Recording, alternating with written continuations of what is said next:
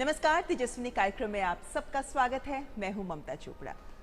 हमारे देश की परंपराएं वो अनमोल धरोहर हैं जो हमारे देश की समृद्ध संस्कृति को आज के आधुनिकता के दौर में भी मजबूत आधार प्रदान करती हैं। आज की हमारी तेजस्विनी एक ऐसी महिला है जो हमारे देश में घूमर की परंपराओं को प्रोत्साहित करने में पिछले 3 दशक से भी लंबे समय से जुटी हुई हैं।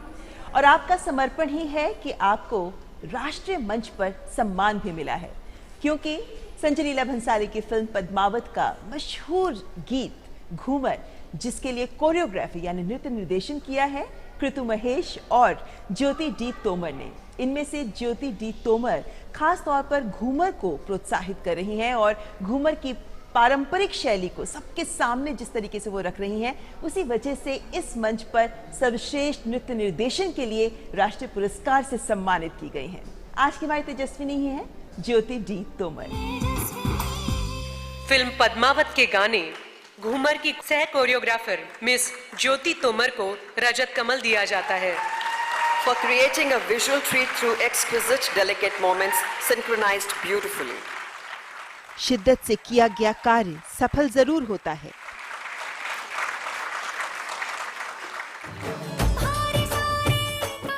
एक गीत जिसने सारे देश को राजस्थान के परंपरागत लोक नृत्य पर थिरकने पर मजबूर कर दिया।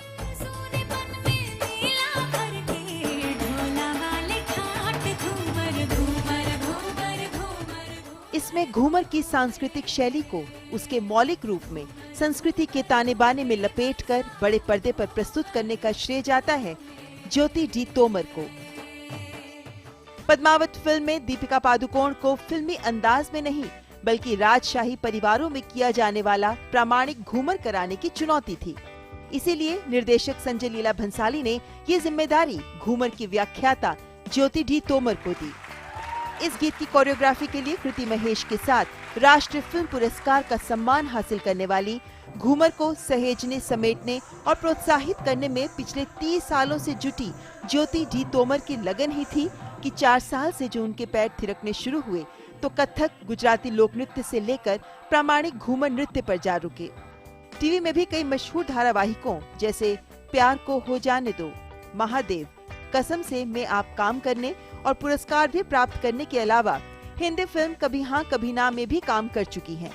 युवा पीढ़ी को भी घूमर की संस्कृति से रूबरू कराने के लिए देश की इकलौती घूमर डांस अकेडमी चला रही हैं Jyoti. Filmfare award, star screen award, Zee cine award, IIFA award, Indywood academy award और अब राष्ट्रीय फिल्म पुरस्कार से सम्मानित ज्योति डी तोमर ही हैं हमारी आज की तेजस्विनी।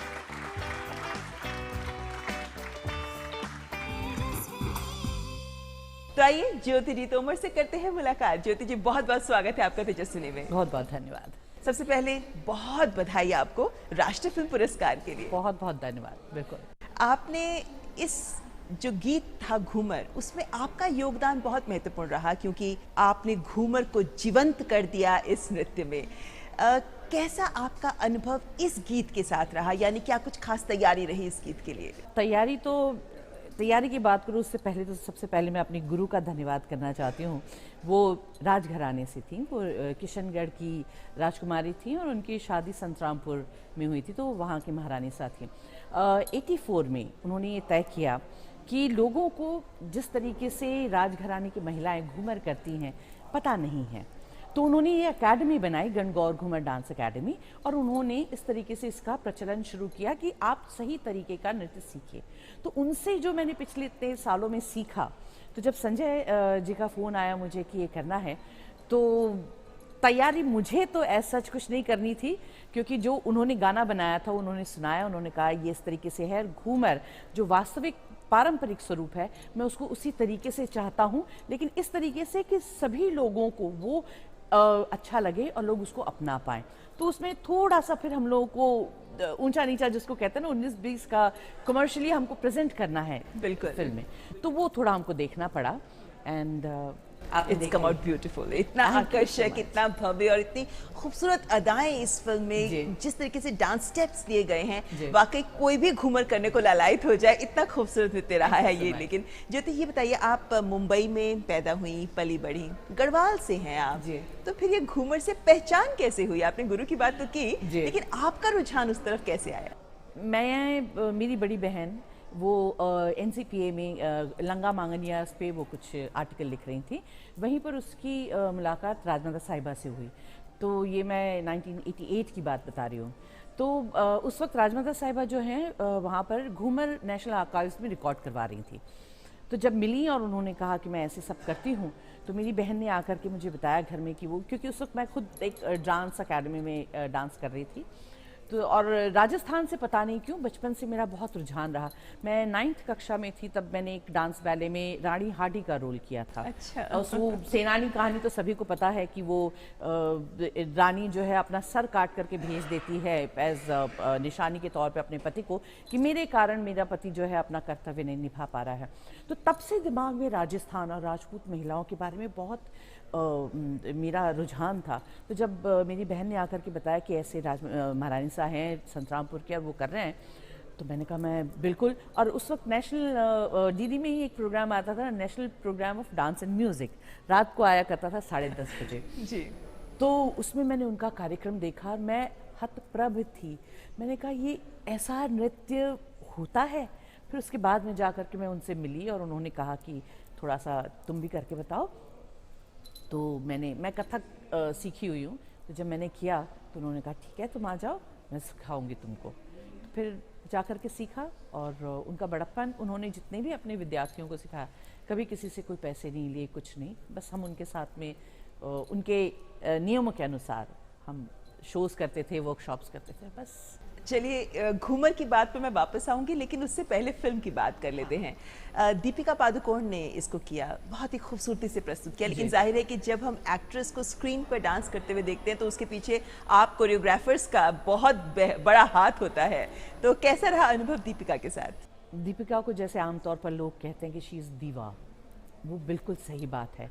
वो इतनी हम्बल हैं और इतनी प्रोफेशनल हैं। जब उनको बताया गया, संजय जी ने जब बताया कि आपको ये नृत्य शैली का करना है, हम लोग मिलते थे, रिहर्सल्स के लिए मिलते थे, तो ढोल वाला बाकायदा संजय जी बुलाते थे and he would play and मैं डांस करके बताती थी।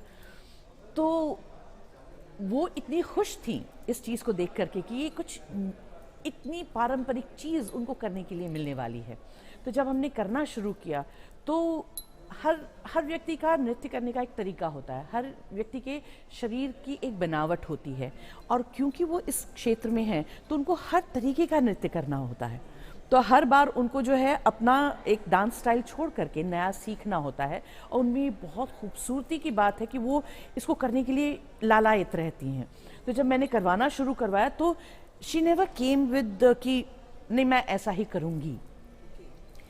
क्लीन स्लेट जिसको कहते हैं ना, तो एक एक हाथ का ये जर्क भी अगर उनको करना है तो वो खड़ी होकर के समझती थी। मैं जितना उनको समझाती थी कि ऐसे झटका नहीं देना, जस्ट रिस्ट, या ये मुट्ठी बंद है आपको यूं खोल करके जेंटली बंद करें, तो वो एक एक चीज़ को सुनती थी, समझती थी और करती थी। कमर की लचक जो है वो कितनी होनी चाहिए, झटका नहीं आना चाहिए, क्या है, क्योंकि एक पूरी संस्कृति है।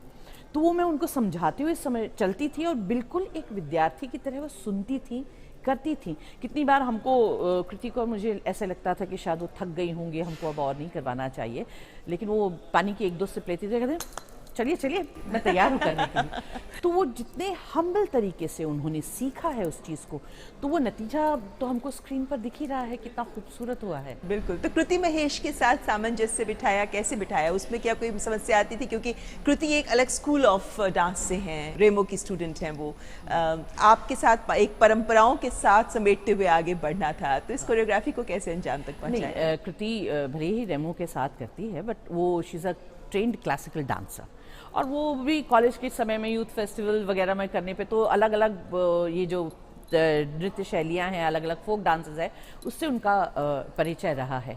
लेकिन जब हम ये डांस कर रहे थे तो पहले डेफिनेटली संजय जी ने कहा कि आपको कृति को समझाना होगा, उसे भी सिखाना होगा। तो हम लोग कुछ बार मिले और मैं करती थी, और जो बारीकियाँ हैं जो इस नृत्य शैली के लिए बहुत ज़रूरी हैं वो मैं समझाते चलती थी। एंड कृति इज़ ऑल्सो बहुत ही बढ़िया इंसान है, उन्होंने भी बहुत अच्छे से समझा और किया उसको। तो जब हम करने लगे तो उसमें हमको कोई दिक्कत नहीं हुई। अगर मैं कहूँ कि देखिए, जैसे हम कोई सुंदर गहना बनाना चाहते हैं तो हमको ज़रूरत होती है प्रेशियस स्टोन्स की या मोतियों की, और एक धागे की जो उसको रोक सके। तो मैंने जो थे वो खूबसूरत स्टेप्स दिए और उनको पिरोने का काम कृति ने किया है जी। तो ये सामंजस्य, हमको कोई नोक झोंक नहीं, कुछ नहीं, हम दोनों को पता था किसको क्या करना है। And then of course Sanjay ji was there. So पर संजय जी के लिए तो कहा जाता है ना, एक परफेक्शनिस्ट हैं वो, कहीं कोई फ्रेम भी उन्हें पसंद नहीं आया तो पूरा शूट दोबारा होता है। बिल्कुल। तो आपको कुछ मुश्किल हुई ऐसे में? नहीं, क्योंकि पहली बात मैं उनको काफ़ी पहले से जानती हूँ और मैं जानती हूँ कि he is a perfectionist. Okay. So मतलब अगर बैक डांसर का भी एक का हाथ यहाँ है और दूसरे का यहाँ है, वो रीटेक लेते हैं। और उनके साथ में काम करने वाले सारे कलाकारों को भी पता है कि ही इज़ अ परफेक्शनिस्ट। सो कोई इस पर कोई सवाल ही नहीं करता, बिकॉज सब देखते हैं कि जब वो आता है स्क्रीन पे तो कितना भव्य, कितना सोलफुल लगता है वो। तो इसलिए कोई परेशानी नहीं। हाँ, ये ज़रूर मुझे पहले ही बता दिया गया था कि ये मत मान करके चलिएगा कि हमने जो सिखा लिया है अंत में शूट वही होगा, और शूट के वक्त काफ़ी सारी चेंजेस आएंगे। तो मैं उस चीज़ के लिए मेंटली प्रिपेयर्ड थी, तो वो भी हम लोग कर लेते थे। तो जाहिर है वो लास्ट में चेंजेस जरूर आई होंगी, लेकिन जिस खूबसूरती से डांस निकल कर आया वाकई दिल मोह लेता है। और यहाँ पर एक छोटा सा ब्रेक लेंगे, लेकिन ब्रेक में जाते जाते अपने दर्शकों को छोड़े जाते हैं इस खूबसूरत गीत की कुछ झलकियों के साथ।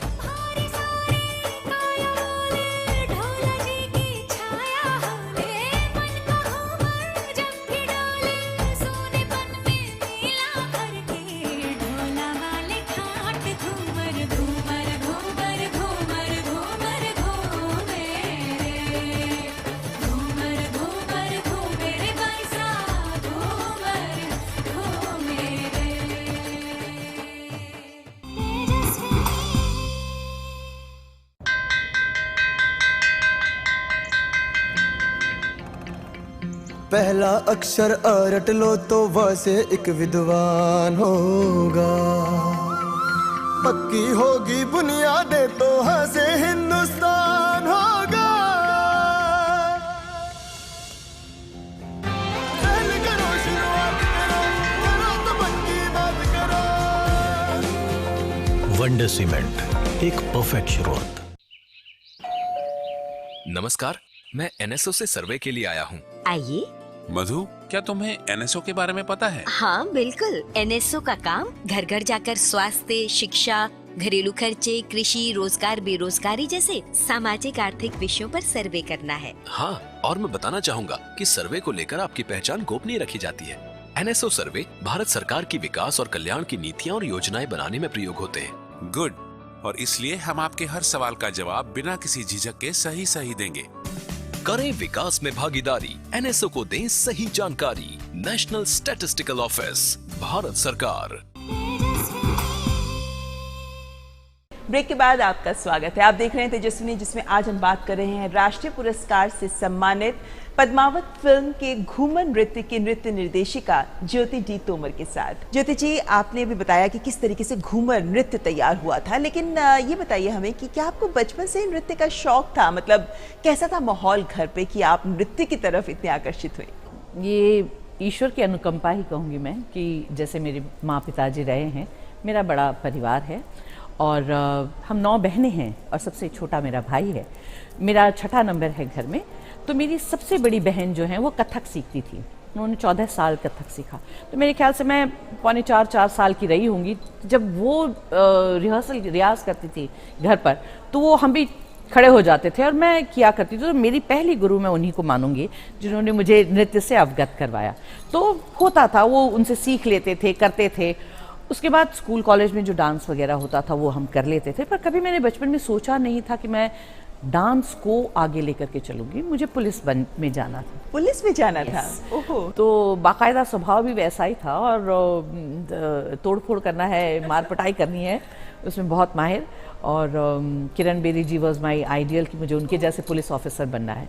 लेकिन फिर कॉलेज में एक फेस्टिवल था, उसमें गुजराती डांस करवाने के लिए वसुंधरा मेहता जी आई थी। तो उन्होंने मुझे जब उस कोरियोग्राफी में देखा तो उन्होंने मुझे कहा कि ज्योति तुम मेरे साथ में मेरी अकेडमी में जुड़ना चाहोगे? तो 11वीं का बच्चा क्या होता है, कुछ ज़्यादा नहीं। मैंने कहा हाँ हाँ क्यों नहीं, बिल्कुल, लेकिन मैं माँ पिताजी से पूछूंगी। तो माँ पिताजी से जब पूछा तो पिताजी ने कहा देखो पढ़ाई सबसे ज़्यादा ज़रूरी है, आप सब विधाएं अलग अलग सीख रहे हैं, मेरी सारी बहनें अलग अलग चीज़ें, कोई सितार, कोई तबला, कोई सिंगिंग। तो उन्होंने कहा कि पहले ग्रेजुएशन ज़रूरी है। तो मैंने कहा ठीक है, मैंने जाके उनको कह दिया कि पिताजी ने ऐसे कहा है। तो उन्होंने कहा ठीक है, आप अपना एड्रेस दे दीजिए। तो आज मैं ये सोचती हूँ कि वसुंधरा जी की दूरदर्शिता, उन्होंने ऐसा मुझ में क्या देखा, क्योंकि 4 साल बाद उनका मुझे पोस्ट कार्ड आया। अच्छा। उस समय पोस्ट कार्ड चला करते थे, ये मैं 87 की बात बता रही हूँ। और उन्होंने कहा ज्योति मैं आई एम श्योर कि तुम्हारा ग्रेजुएशन हो गया होगा और अब तुम्हें अनुमति मिलेगी मेरे साथ आकर के डांस करने की। इस तरीके से मेरी प्रोफेशनल डांसिंग की जो है मेरी शुरुआत इस यानी तरीके से अच्छी शिष्या की परख कर ली थी उन्होंने। हाँ, I know, I mean, लेकिन आप तो घूमर को इतने सालों से, 3 दशक से लंबे समय से आप घूमर की परंपराओं को आगे बढ़ा रही हैं। क्या कुछ खास विशेषताएं हैं इसकी और आप किस तरीके से इसको आगे बढ़ा रही हैं? घूमर जो है वो बहुत ही अदब और कायदे से और बहुत ही नाजुकता से किए जाने वाला नृत्य है और ये ज़नाने में होता है। रानी महारानियाँ अपनी ज़नाने में किया करती थी। ये दुर्भाग्यपूर्ण बात है कि लोगों ने ज़्यादा इसको देखा नहीं, क्योंकि ज़नाने में होता था। साल में एक बार तीज के अवसर पर महल के दरवाजे खुलते थे और आम लोगों को महल में अंदर आने की, ज़नाने में आने की परमिशन होती थी। उनके साथ में अगर कोई लड़का आ रहा है तो 8 साल से बड़े साल का नहीं होना चाहिए, उतना छोटा। अब उस दौरान जो रानी महारानियाँ उस तीजोत्सव के वक्त जो नाची, घूमर किया, लोग उसको उतना देख लेते थे। अब बस साल में एक बार, तब तो कौन सा टीवी, कौन सा कुछ भी नहीं था। तो वो उस तरीके से लोगों ने उस चीज़ को देखा, उसको आत्मसात करने की कोशिश की और ऐसे ये फैला। लेकिन धीरे धीरे, क्योंकि लोग जानते नहीं हैं, तो सब विकृत स्वरूप होने लगा। तो जब राजमंडल साहब के साथ मैंने सीखना शुरू किया 88 में, तो हमको यही सिखाते थे, पहले गाने का मतलब सीखो, क्योंकि ये हमारे स्वांतः सुखाय का नृत्य है। हम किसी के मनोरंजन के लिए नृत्य नहीं करते थे। कोई भी उत्सव है, कोई त्योहार है, घर में नई बहू आई है, बच्चा हुआ है, राजा जंग जीत करके लौटा है, तो उस सब चीज़ों के लिए जब है आपका मनोरंजन का यही साधन है, तो हम यही करते थे, हम नृत्य करते थे। तीज है, दिवाली है, होली है, और हर त्योहार के सब अलग अलग तरीके के घूमरे। तो वो एक एक गानों के शब्द हमें समझाती थी और उस हिसाब से हमको नृत्य सिखाती थी। तो उन्होंने जो इतनी बड़ी धरोहर हमको दी और उनके ही निर्देशन में फिर हम लोगों ने अलग अलग वर्कशॉप्स करने शुरू किए। और वर्कशॉप में भी हम उसी जिस तरीके से उन्होंने हमको सिखाया, उसी तरीके से हम इस चीज़ को आगे बढ़ाने की पूरी कोशिश कर रहे हैं। जब वर्कशॉप होते हैं तो हम समझाते हैं, ये 1 2 3 1 2 3 में किए जाने वाला नाच नहीं है, ये उन महिलाओं का नृत्य है जो अपने आप में बहुत ही प्रबुद्ध भी थी, वीर भी थी। क्योंकि जहाँ तक राजपूत महिलाओं का सवाल है, हम सभी जानते हैं कि उनको सर्वगुण संपन्न होना, तो तलवारबाजी भी आती थी, तब पेड़ पे चढ़ना है, घुड़सवारी करनी है, जैसा मौका आएगा तब वैसा उनको व्यवहार करना है। तो उस सब के साथ में इतना लावण्यमय नृत्य जो करना है, वो भी आना, बचपन से वही देख रहे हैं, घर के बड़े बुजुर्ग कर रहे हैं, तो वो चीज़ को हम सिखाने की लोगों को, तो परफॉर्मेंस करते तो आज दिन तक जैसे राजमाता साहिबा ने हमारे लिए पोशाकें बनाई थी वही पहनते हैं हम। मेहंदी भी लगती है तो जो पुराने ज़माने में पचेटिया बोलते हैं उसको, राजस्थान में एक सेंटर में गोला लगता है और ऐसे 5 मेहंदी के टिप के मेहंदी ही लगती है, आलता नहीं लगता है। और ये इसमें ऐसे करके मेहंदी लगा के फोल्ड करते हैं। लहंगा पुरानी डिज़ाइन का, ओढ़ने हमारे मलमल के जो पुराने ज़माने में चलते थे, अभी वाले नहीं हैं जो वॉश एंड वेयर वाले नहीं। ज्वेलरी भी पुराने ज़माने की, माथा भी बंधता है तो वैसा ही, राखड़ी भी लगेगी तो वैसी ही। तो ये जो परंपराएं हैं उनको जीवंत रखना है, तो हम अपनी तरफ से पूरी कोशिश कर रहे हैं और दे रहे हैं। तो वर्कशॉप्स करते हैं भारतीय सरकार के साथ में, ICCR में वी आर रजिस्टर्ड, तो उनके लिए भी हम फेस्टिवल ऑफ इंडिया होता है। बहुत बड़ा काम कर रहे हैं आप लोग, क्योंकि इन वक्त के साथ ये परंपराएं धूमिल ना हो जाएं, इसकी जिम्मेदारी आप लोग उठा रहे हैं। लेकिन इसके साथ साथ आप एक्टिंग भी करती हैं। ये भी शौक शुरू से ही रहा? नहीं, बिल्कुल भी नहीं। मैं जब वसुंधरा जी के साथ में डांस कर रही थी तो एक बार उनके पास उनकी न्योता आया कि फिरोज अब्बास खान एक नाटक बना रहे हैं गुजराती में और म्यूज़िकल है और उनको जैज़ स्टाइल में डांस करने वाले लोग चाहिए। तो उन्होंने मुझसे पूछा कि ज्योति तुम जाना चाहोगे? अब आपको पता है, अब एक बार डांस का चस्का लग गया। मैंने कहा हाँ हाँ, नया स्टाइल है, सीख के देख लेते हैं। तो वहाँ गए तो ऑडिशन हुआ तो वी वर थ्रू, मैं और एक और लड़की थी। तो 2 दिन मैं डांस की रिहर्सल के लिए गई। अब फिरोज़ भाई ने, उन्होंने पता नहीं क्या देखा, एक दिन उन्होंने मुझे बुलाया, कहा गुजराती बोलना आता है? मैंने कहा हाँ। कि लिख लेती हो, पढ़ लेती हो? मैंने कहा लिखना नहीं आता, पढ़ना आता है। एक्टिंग करोगी? मैंने कहा मैंने ज़िंदगी में एक्टिंग कभी नहीं की है। तो गाना गाती हूँ? मैंने कहा बिल्कुल भी नहीं गाती हूँ, मैं सिर्फ डांस करती हूँ। तो उन्होंने कहा ठीक है, कल मिलना। अगले दिन उन्होंने मुझे गुजराती में स्क्रिप्ट थी वो सामने रखी। तो अब मैं उसको देख रही हूँ, मैंने कहा ये क्या है? तो उन्होंने कहा ये जो लाइनें हैं उनको वैसे पढ़ो जैसे तुम इनको बोलोगे। तो मैंने पढ़ा तो उन्होंने कहा बस ठीक है, तुम ये रोल करोगी? मैंने कहा ये तो क्या बात हुई। तो फिर उसके बाद में 2 शोज़ के लिए I was doing second lead and फिर उसके बाद में उन्होंने पूरा शफल किया था लोगों को और फिर मुझे लीड करने के लिए कहा। तो मेरी सबसे बड़ी दिक्कत थी कि गाना मुझे कभी प्रोफेशनली गाया नहीं और उसमें हम लोग लाइव गाना गाते थे। तो वो फिर उसकी बाकायदा उन्होंने मुझे भिजवाया, ट्रेनिंग दिवाई। तो हम लोग उसके एपिसोड्स की मतलब सीन के बीच में हम लोग माइक उठाते थे, गाना गाते थे रिकॉर्डेड म्यूज़िक के साथ में। और हमारा प्ले जो था एवा मुंबई में चाल जाइए, ये भारत का सबसे पहला प्ले है जो ब्रॉडवे स्ट्रीट्स में न्यूयॉर्क में परफॉर्म हुआ था। अच्छा। सो उस प्ले के दौरान कुंदन शाह जी आए थे, वहाँ पे गुजराती थिएटर के ऑस्कर अवार्ड्स होते हैं। तो उन्होंने मुझे देखा तो फिर उन्होंने कहा कि मैं एक फ़िल्म बना रहा हूँ, कभी हाँ कभी ना, करना चाहोगी? अब मेरे घर की में पिताजी मेरे प्रोफेसर, मेरी 5 बड़ी बहनें भी प्रोफेसर्स, मैं ही थोड़ा पटरी बदल गई थी, मुझसे छोटी बहन भी प्रोफेसर। सो मैंने घर में पूछा तो माँ पिताजी दोनों ने कहा कि देखो घर का माहौल, संस्कार तुम जानती हो, फिल्म का जो हिसाब किताब है वो बिल्कुल अलग है, तो तुम खुद सोच लो। तो मैंने फिरोज़ भाई से पूछा कि मैं करूं, तो उन्होंने कहा कुंदन भाई के साथ में काम करना इज़ अ ब्लिस, बिल्कुल करो अगर तुमको करना है, देख करके देखना है। मैं गई, फिर मैंने कभी हाँ कभी ना में एक शैरन कैरेक्टर था वो मैंने किया। उसके बाद देन आई न्यू कि that is not my forte, शादी कर ली। शादी के बाद जिंदगी कितनी बदली? क्या नृत्य जारी रहा? बहुत, हाँ, नृत्य मेरा कभी नहीं छूटा। इसके लिए again I am blessful that मेरे हस्बैंड राजपूत हैं, मेरे इन लॉज जो हैं वो डिफेंस वाले हैं, लेकिन उन्होंने कभी भी मुझे ये नहीं कहा कि तुम नृत्य छोड़ दो। उन्होंने कहा तुम जो नृत्य शैली को आगे बढ़ा रही हो और कर रही हो वो हमारे राजपूतों की है, तो बिल्कुल करो। तो वो अपने आप में एक बहुत बड़ी बात है, क्योंकि जब रिश्ता तय हुआ था तो कितने ही लोगों ने कहा कि तुम राजपूत परिवार में जा रही हो, वहाँ तो बहू बेटियों को नृत्य नहीं करने देते हैं। लेकिन राजमाता साहब से बहुत सुना था कि रीजनिंग क्या है, तो मैंने कहा कि नहीं, अब इतने नए ज़माने में इतनी दकियानूसी विचारधारा तो हो नहीं सकती।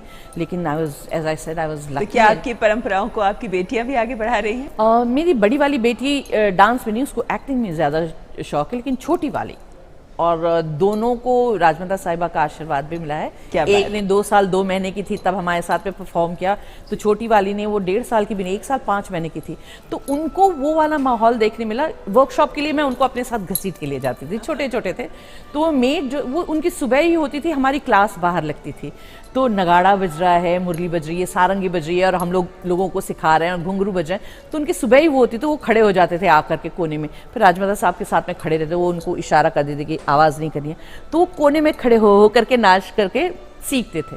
सो उन्होंने वैसा सीखा है, तो आई एम रियली ग्रेटफुल कि द डांस। बहुत खूबसूरत परंपराओं का माहौल दिया आपने अपनी बेटियों को भी। यहाँ मैं आपसे रैपिड फायर कुछ सवाल पूछूंगी, तेज तेज देखते हैं आप क्या जवाब देती हैं। ठीक है। फिल्म इंडस्ट्री में किसको आप सबसे बेहतरीन डांसर मानती हैं? माधुरी दीक्षित। कौन सा ऐसा गीत है जिस पर आप खुद डांस करना चाहेंगी? मैं तो इस वक्त सिर्फ घूमर के वाले गाने की ही बात करना चाहूँगी। अगर टीवी पे कोई शो देखना हो तो कौन सा शो देखना पसंद करेंगे? मैं टीवी देखने का टाइम बहुत कम मिलता है, लेकिन अगर मैं कभी मौका मिलता है तो मैं ये जो डांस रियलिटी शोज़ आते हैं, मैं देख रही हूँ कि यंगस्टर्स क्या कर रहे हैं, किस तरीके का उनको डांस पसंद है, क्योंकि उससे एक हम लोग को भी मिलता है कि हम किस तरीके से अपने वर्कशॉप को एनहांस कर सकते हैं। ओके, बेस्ट टाइम पास क्या है आपके लिए? मुझे सोना बहुत पसंद है। तो जब और कुछ नहीं मिलता है तो मैं सो लेती हूँ। बचपन की सबसे खतरनाक शरारत? हाँ, मारपीट करने में उस्ताद थी, लेकिन साथ में ही माँ पिताजी का डर भी रहता था कि क्या करना है और क्या नहीं करना है। तो एक बार जरा बाहर गए थे हम, कुत्ता पालने का बहुत शौक था, तो घर पे लेकर के आ गए, छिपा के रखा पिताजी से। और एक दिन वैसे ही चला, दूसरा दिन भी वैसे ही चला, पिताजी को पता नहीं चला कि हमने कुत्ते का छोटा बच्चा लेकर के आए। फिर उसके बाद में तीसरे दिन मैंने और मेरी छोटी बहन प्रतिभा ने, हम दोनों ने मिल करके थोड़ा साहस जुटाया, पिताजी से जा करके कहा कि हम एक पपी लाए हैं। तो पिताजी ने कहा अच्छा ठीक है। तो हमने कहा लेकिन हम उसको रखना चाहते हैं। तो उन्होंने कहा ठीक है। तो हम दोनों खुश, पिताजी ने हाँ कह दिया। फिर थोड़ी देर में पिताजी ने कहा ये बता दो कि उसकी माँ से एक बच्चा लेकर के आए हो, तुम दोनों में से कौन वहाँ जा रहा है? तो हमने कहा बिल्कुल भी नहीं। तो उस वक्त मतलब पिताजी से इतना डर रहता था हम लोग को कि पिताजी ने इतना देख करके सामने कह दिया ना, खत्म मामला, तुरंत गए, कुत्ते को उठाया, बाहर छोड़ करके उसको आ गए। चलिए, ऐसा काम जो वक्त की बर्बादी लगे? सोशल मीडिया में लोग जो कुछ भी बवाल जाने बिना कुछ भी बोलते रहते हैं, इंस्टिगेट करते हैं, ट्रोलिंग करते हैं। हमने पद्मावत के गाने के टाइम में बहुत झेला उसको, लेकिन मैं कितनी बार लोग मुझे स्क्रीनशॉट्स भेजते थे कि ज्योति इस पर रिवर्ट करो, मैंने कभी नहीं किया, बिकॉज लोगों को होमवर्क करना चाहिए अपना, पहले आप जानिए उसके बाद में बात कीजिए। ऐसा काम जिसके लिए आप कुछ भी छोड़ सकती है? डांस। जब मेरी शादी तय हो रही थी तो मैंने जब मेरे हस्बैंड से मुलाकात हुई, मैंने कहा देखिए मैं सांस लेती हूँ, माने वो डांस है, dance is like a breath to me. So अगर ऐसा है कि आपके परिवार में मुझे डांस करने के लिए मनाही होगी तो मैं आपको ना बोलती हूँ। तो उन्होंने कहा अरे ऐसा कुछ भी नहीं है, बिल्कुल। So that is how important dance is to me. जी, किस उम्र पर आप काम छोड़कर रिटायर होना चाहेंगी? Very frankly those who know me वो जानते हैं कि मैं कहती हूँ कि शरीर की कोई उम्र नहीं है, मन से मैं इटर्नल 11 पर हूँ। ओके। सो जब तक मैं डांस करती रहूंगी, I think I should be dying while I am dancing, that's it. Beautiful. जिंदगी में कौन सी ऐसी चीज़ है जिसके लिए आपको लगता है कि आप सबसे ज़्यादा ग्रेटफुल हैं, थैंकफुल? My parents. अगर आपको 3 इच्छाओं का वरदान मिले तो क्या होंगी ये 3 इच्छाएं? मेरी इच्छा ये होगी कि जो मेरा परिवार है, मेरे माँ पिताजी, मेरे भाई बहन, वो मुझे फिर से मिले। मेरे पति और जो बच्चे हैं वो मुझे फिर से मिले, तो उनके साथ में मेरे इन लॉज भी आ गए। और राजमाता साहिबा एज माई गुरु, वो मुझे फिर से मिले। क्या बात। चलिए, उम्मीद करते हैं कि आप अपने घूमर डांस को लेकर जो भी सपने देखती हैं, जो भी जिंदगी में करना चाहती हैं, उसको सफलतापूर्वक कर सके पूरा। और जो पुरस्कार आपको आज मिला है, ऐसे पुरस्कार आपको आगे भी मिलते रहे। हमारी शुभकामनाएं आपके साथ है। बहुत बहुत बहुत बहुत शुक्रिया हमसे बात करने के लिए।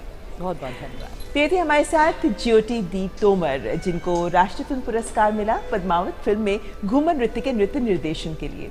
आज के तेजस्विनी कार्यक्रम में बस इतना ही। अगले हफ्ते फिर होंगे हाजिर एक और तेजस्विनी के साथ। नमस्कार।